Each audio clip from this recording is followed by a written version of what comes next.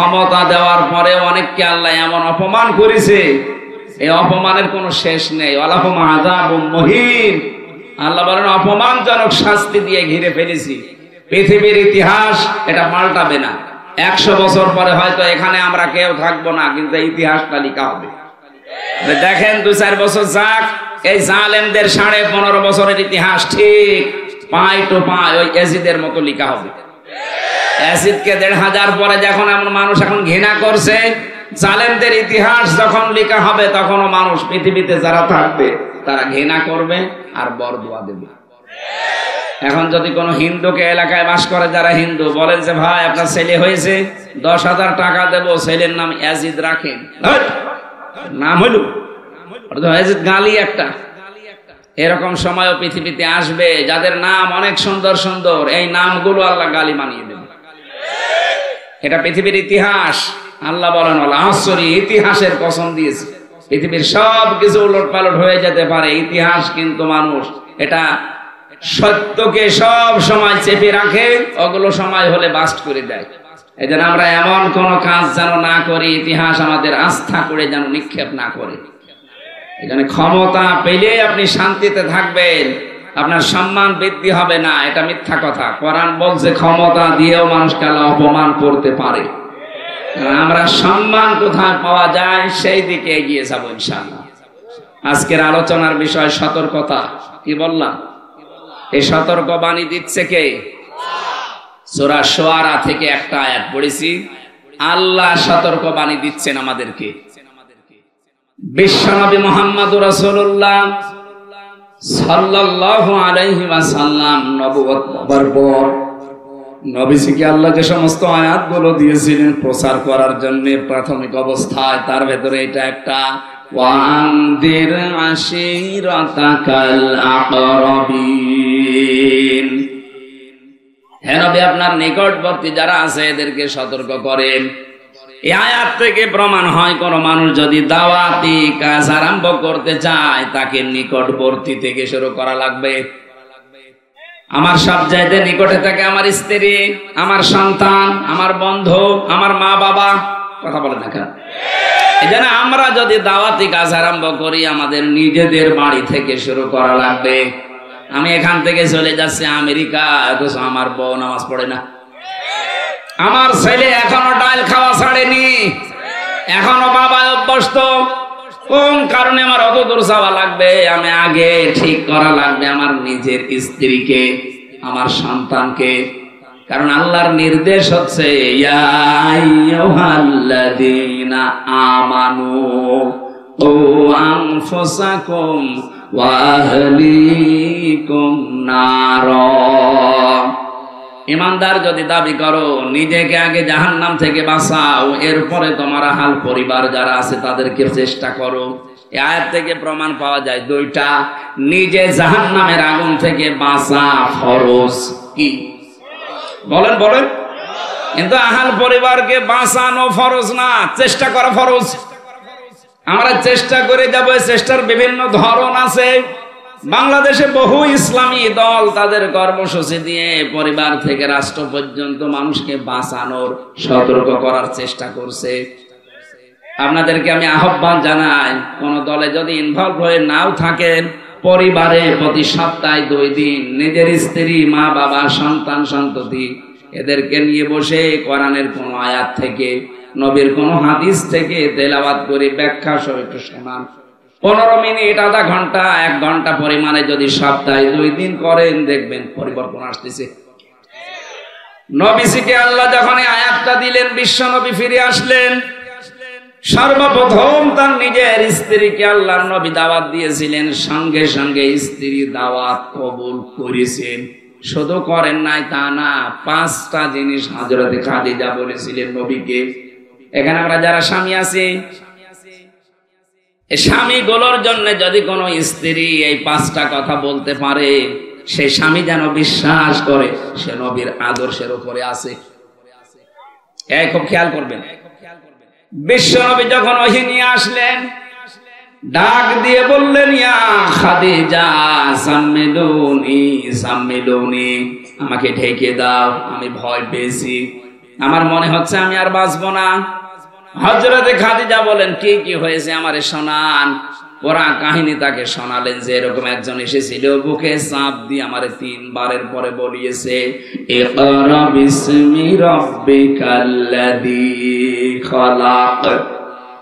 হযরতে খাদিজা আয়াতগুলো শোনার পরে তিনি বললেন, হে আমার স্বামী, হে আবুল কাসেম, কাসেমের পিতা, আপনি ভয় পাবেন না।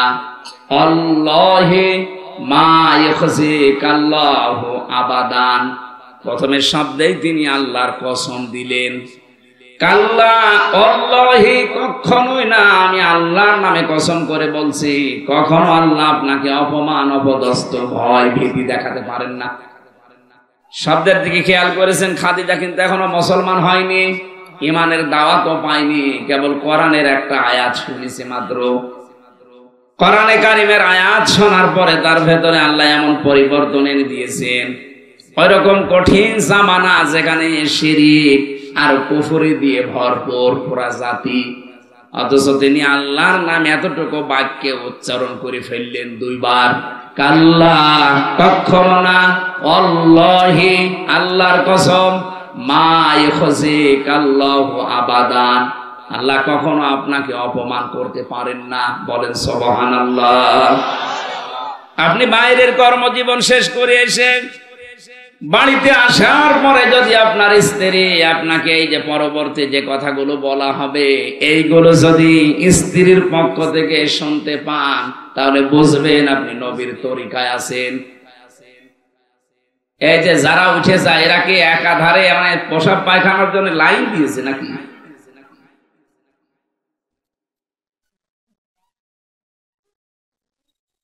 আমি শেষ করে দেব না, একটু ওঠা উঠে করলে সমস্যা হয়। ওঠা যাবে না ভাই, আপনার একটু কষ্ট হলেও একটু সময় থাকে।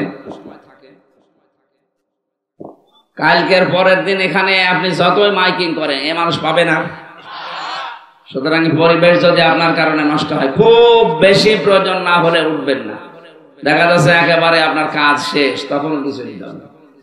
আর আমার মনে হয় যুবক মানুষ না ওঠায় ভালো। হ্যাঁ, যুবক মানুষও যদি 1-1.5 ঘন্টা বসে থাকতে না পারে, তো ও বিয়ে দিলে ওর বউ টেকবে? শেষে তো বদনাম হয়ে যাবে নওগাঁ জেলা। আর এই জেলায় কিন্তু আর কেউ মেয়ে বিয়ে দেবে না, কারণ এখানে বহু মেয়ের বাপ বসে আছে। কথা বলেন না কেন? উনি শুধু ওয়াজ শুনতে আসে না, উনি মেয়ে জামাই খুঁজতেও এসেছে। এই জন্য আপনি যেন এরকম ভুল করেন না, শেষে যে দেখবে যে তো না। নওগাঁবাসী এবার নিজের সাথে মিলাবেন হাদিসটা। খাদিজাতুল কুবরা রাদিয়াল্লাহু তাআলা আনহা তিনি বলেছিলেন, হে আমার স্বামী, ইন্নাকা লা তাসিলুর রাহমা, আপনি তো রক্তের সম্পর্ক ঠিক রাখেন, আপনি তো রক্তের সম্পর্ক নষ্ট করেন না। তাহলে আল্লাহ আপনাকে ভয় দেখাবে কোন কারণে? কোন জিন, ভূত, পরী যাই ভয় দেখায় মানুষদেরকে, কোনো কিছু আপনাকে ভয় দেখাতে পারে না, আমি বিশ্বাস করি। কারণ আপনি এই 15 বছর সংসারে আমি দেখলাম কোনদিন রক্তের সম্পর্ক ছিন্ন করেননি।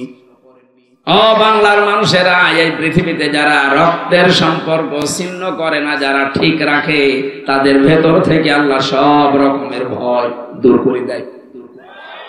অথচ এখানে বহু হাসি বসে আছে, নিজের ভাইয়ের সাথে আজ 3 বছর কথা বলে না। কথা বলে না কেন?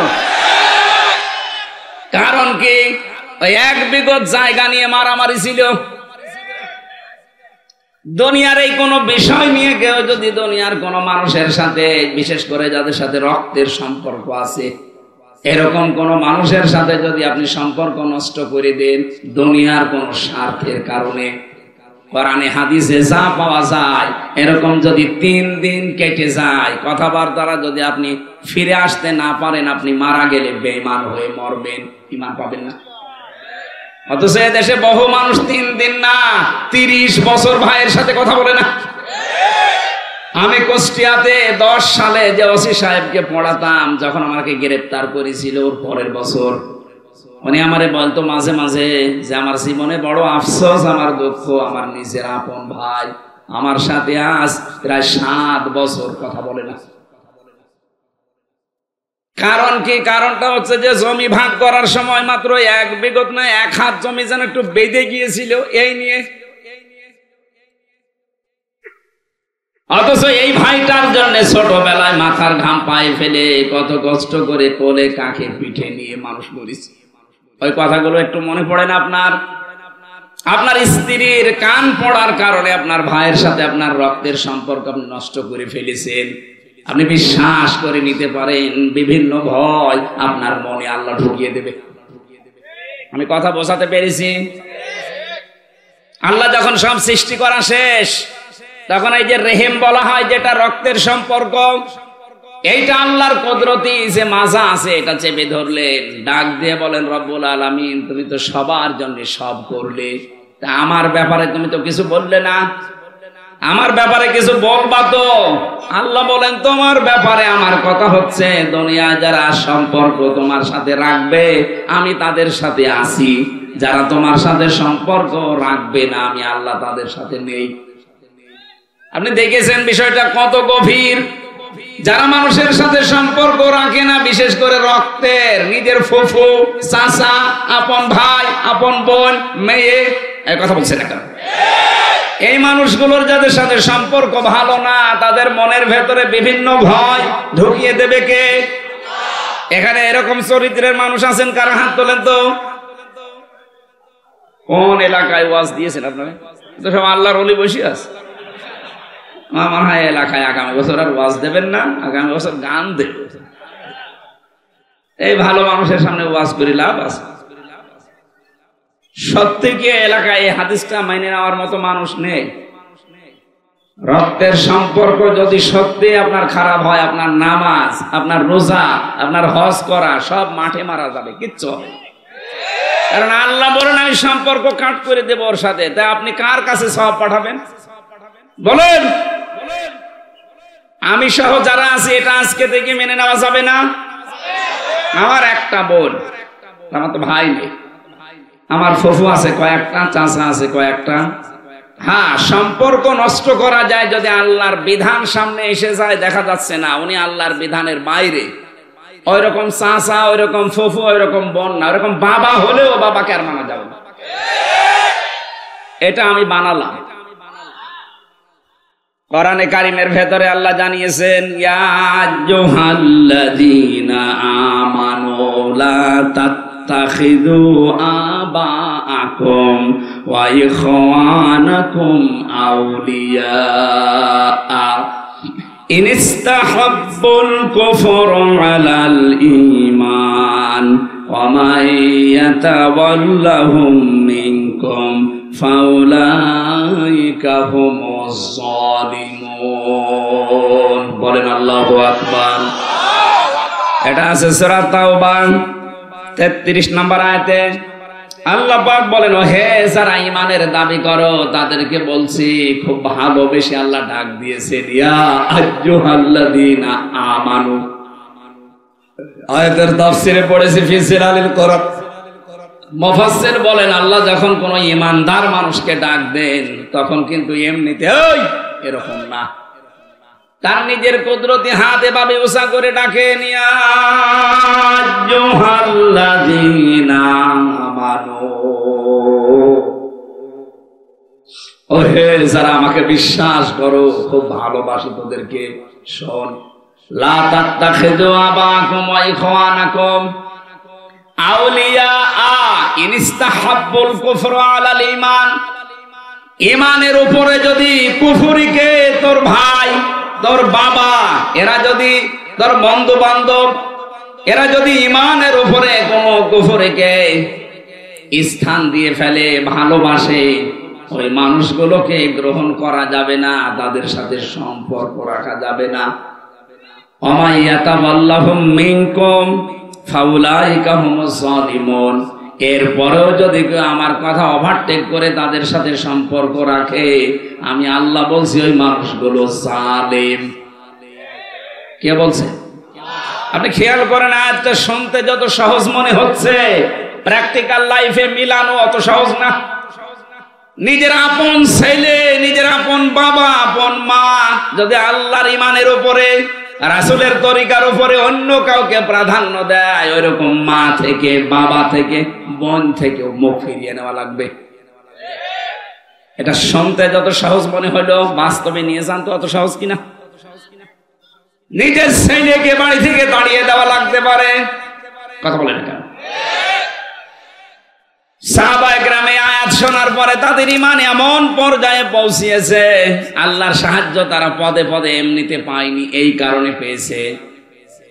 হযরত আবু বকরের সন্তান এসে ডাক দিয়ে বলেছে, বাবা, ময়দানে যুদ্ধে আমি কিন্তু তোমাকে দেখতে পেয়েছিলাম, কিন্তু তুমি আমার বাবা, এজন্য আমি কিছু বলিনি, তোমাকে আমি ছেড়ে দিয়েছি। একবার, দুইবার না, তিনবার তোমাকে আমি দেখতে পেয়েছি যুদ্ধের ওই ময়দানে। আমি কিন্তু তোমাকে মেরে ফেলতে পারতাম, কিন্তু তুমি আমাকে জন্ম দিয়েছো আমার বাবা, এই জন্য, এই কারণে আমি আর কিছু বলিনি। হযরত আবু বকর ক্ষেপে উঠলেন, তিনি কণ্ঠ গরম করে ডাক দিয়ে বলেন, সন্তান, তিনবার আমাকে পাওয়ার পরে তুমি কিছুই বলনি, ছাড় দিয়েছো। আল্লাহর নামে কসম করে বলছি, ওই ময়দানে যদি আমি একবারও তোমারে দেখতে পেতাম, আমার তরবারি থেকে তোমারে কেউ বাঁচাতে পারতো না। এই আয়াতটা তারা কিভাবে মেনেছে দেখেন তো, নিজের ছেলে পর্যন্ত ছাড় দেয়নি। ইয়া আইয়ুহাল্লাযীনা আমানু ইন্না মিন আজওয়াজিকুম ওয়া আওলাদিকুম আদুওয়াল লাকুম ফাহযারুহুম। সূরা তাগাবুনের আয়াতের ভেতরে আল্লাহ জানিয়েছেন, ঈমানদারেরা, তোমাদের সন্তানাদি, তোমাদের স্ত্রী, তোমাদের সম্পদ, এগুলো কিন্তু মাঝে মাঝে তোমাদের শত্রু হয়ে দাঁড়াবে, থেকে সতর্ক থাকবা। কে বলছেন? এই আয়াতটা আমি রিমান্ডে এক পুলিশ পেয়েছিলাম, পুলিশ অফিসার এএসআই, এক হিন্দু। এ বেটা আমারে যখন রাতের বেলা পাহারা দিচ্ছিল, এই আয়াতটা আমারে শুনিয়েছে। রাত 12টার পরে উনি আসলেন, আমাকে ডাক দিয়ে বলছেন, হুজুর, আপনি আলেম মানুষ, আপনার নাম আমি শুনেছি, ওর বাড়ি রাজবাড়িতে। আমার বলছে, একটা আয়াত পড়ি, আপনি দেখেন তো কোনটা। আমি তো হাফেজ, আমার সব আয়াতে মুখস্থ আছে। দেখলাম সূরা তাগাবুনের এই আয়াতটা আমারে পড়ি শোনালো, তেলাওয়াত ভালো। কিভাবে কি?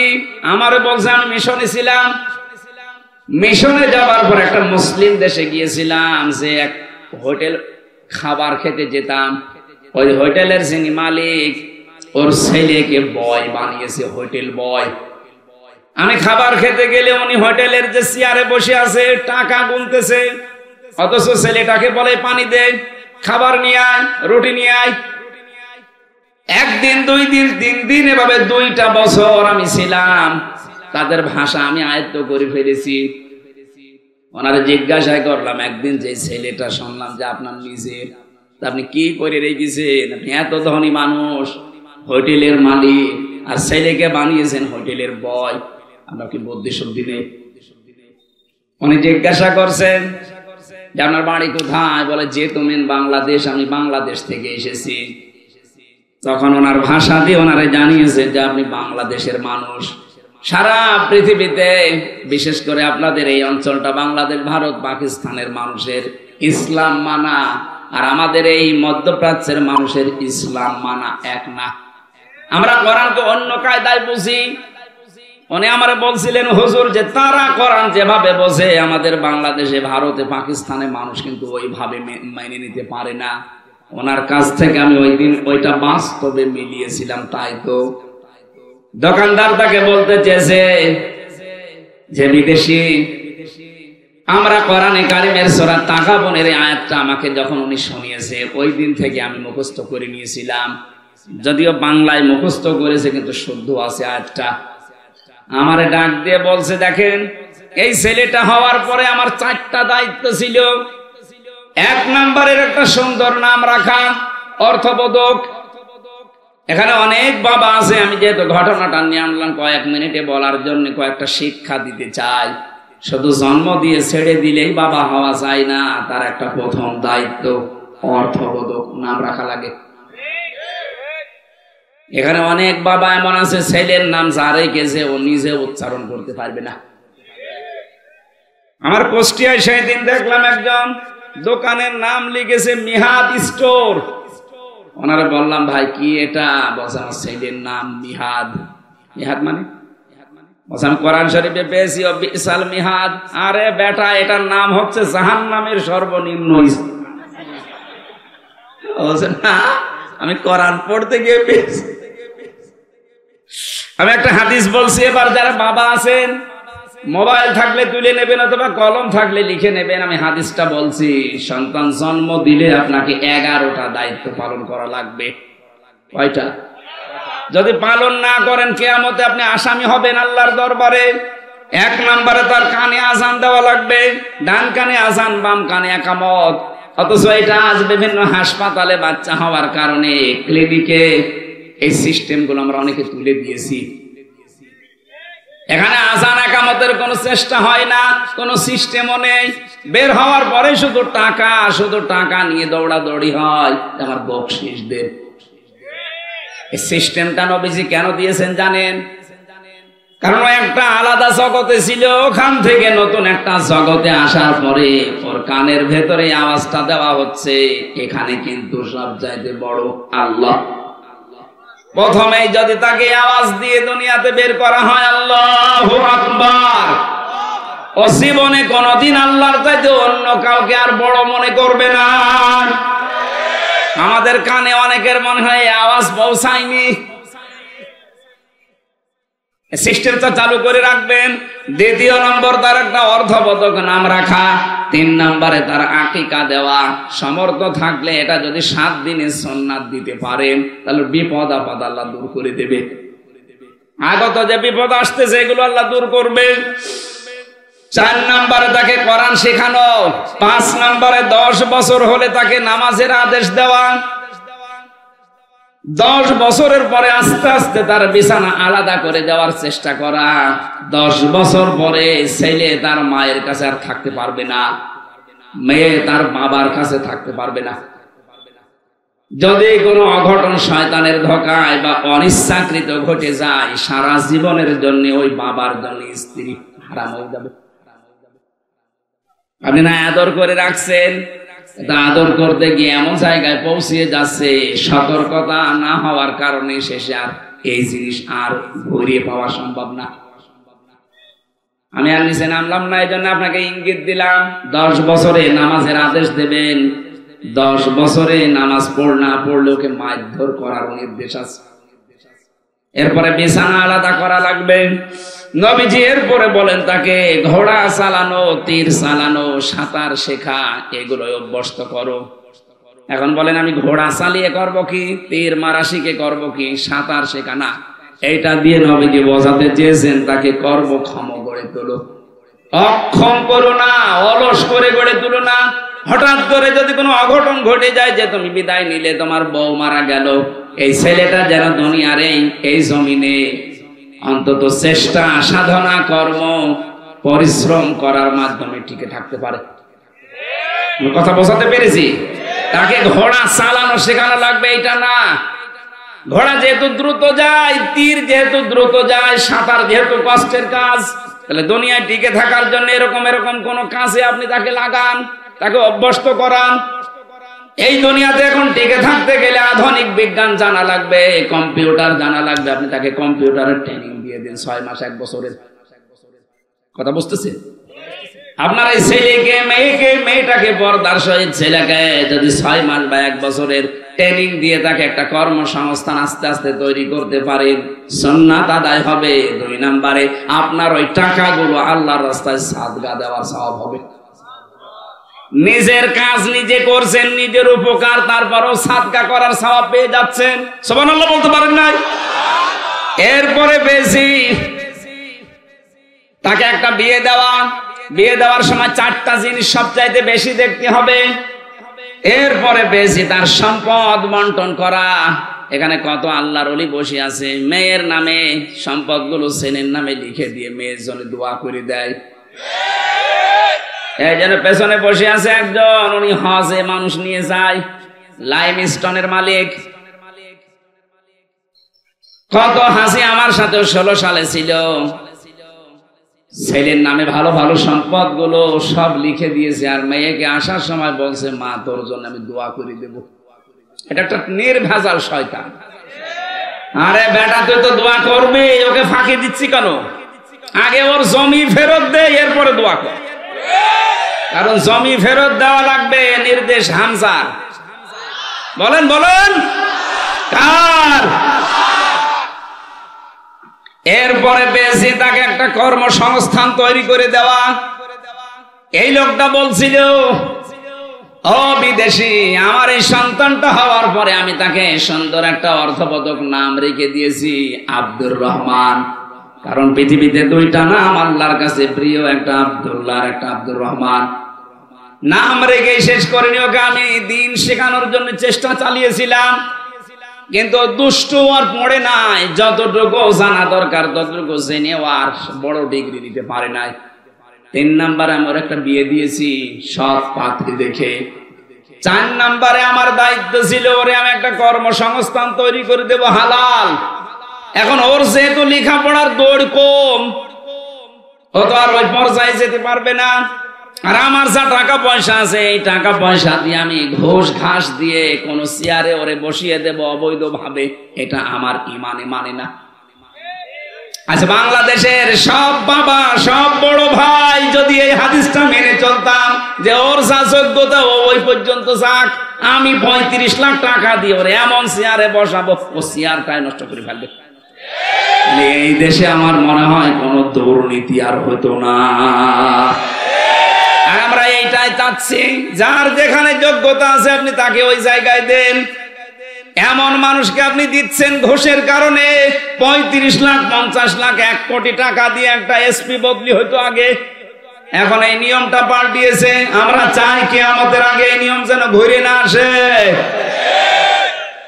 একটা থানার ওসি আমার কুষ্টিয়ার সদর থানা, মডেল থানা, আর ওদিকে সিলেটের বিশ্বনাথ থানা, এই 2টা থানায় বাংলাদেশে সব চাইতে বেশি ক্রাইম হয়। এই 2টা থানায় নাকি সন্তান 15.5 বছরে ওসি আর টিএনও এগুলো যদি বদলি হতে তো কমপক্ষে 22 থেকে 35 লাখ টাকা আল্লাহর ওলিদেরকে দেওয়া লাগবে। যদি 35 লাখ টাকা দিয়ে আসে তো ওই টাকাগুলো ওর উপায় করা লাগবে না?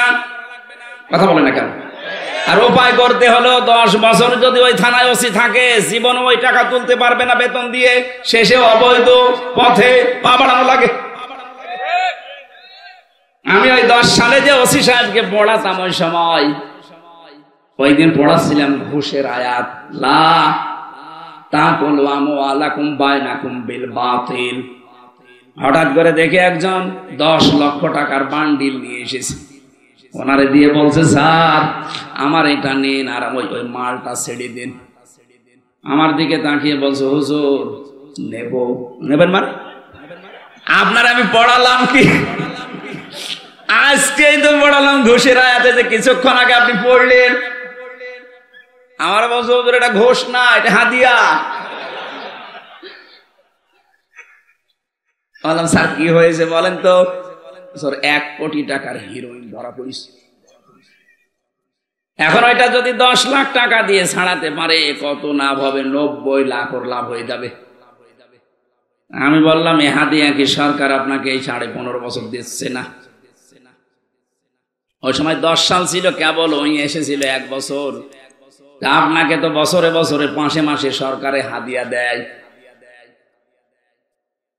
বলেন তো, ওনার যে হাদিয়া, ওই হাদিয়া নিয়ে যদি কুষ্টিয়ার সদর থানায় মডেল থানায় টিকে থাকা লাগে, 2 বছরের জন্য হয়তো উনি এসেছে, 2 বছর না 10 বছর চাকরি করলো, ওই টাকা উঠবে না।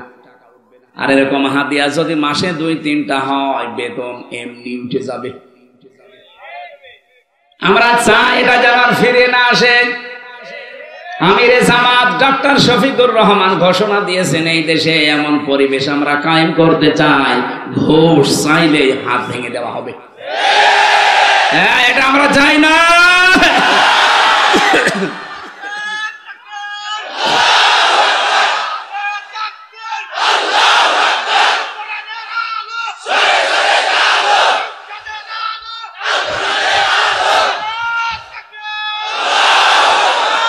আলহামদুলিল্লাহ ভাই, এমন একটা সুন্দর দেশই আমরা সামনে দেখতে চাচ্ছি, যে এই দেশে অন্তত ঘুষ থাকবে না।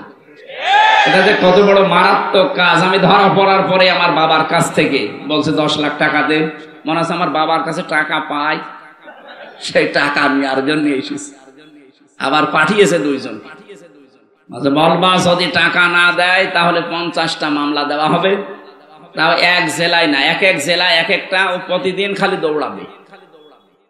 তারপর আমার বাবা গ্রাম্য মানুষ, যে কোনো কায়দায় বিভিন্ন জায়গা থেকে ধার কর্জ করে করে 8 লাখ টাকা শয়তানদের দিয়েছিল। ও শয়তানরা তাদের কথা ঠিক রাখেন, আবার মামলা দিয়েছে।